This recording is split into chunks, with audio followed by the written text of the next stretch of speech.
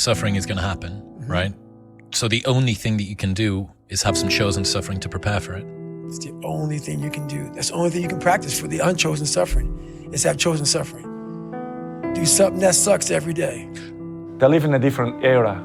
I can see my kid, they have 12 years old. The mentality are not the same. They are not suffer that. What's the difference? The anger.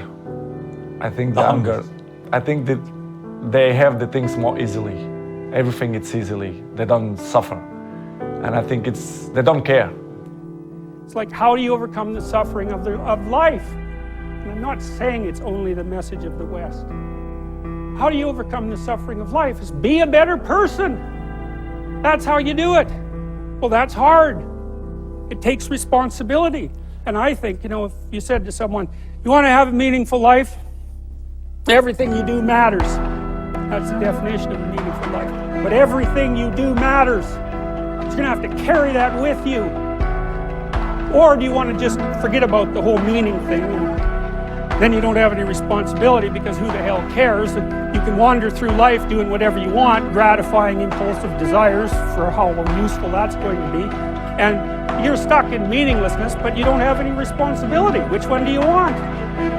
I do think that every pain that you are receiving, every challenge that you are facing, it belongs to your journey. It is part of your journey. And to acknowledge, to accept whatever life is throwing at you, and still have on the mind that this is like just a test. This is how I used to think for myself. Yeah, I never begged for an easy life. But when challenges are coming right now, and especially when you then realize if you want, you can overcome them, I think this is something that in a way remains deep inside of you and that you can keep on taking. But especially what also arises together with that is that you have solved something for yourself that many, many other people in this world still have ahead of them. I had a conversation with a friend one day.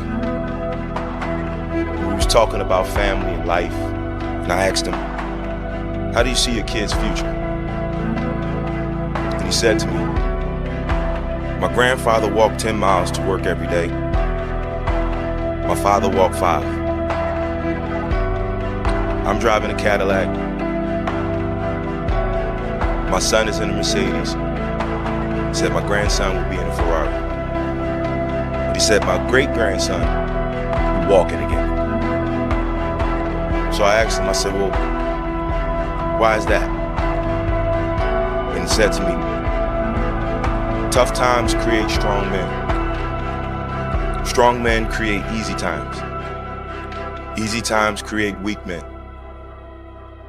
Weak men create tough times.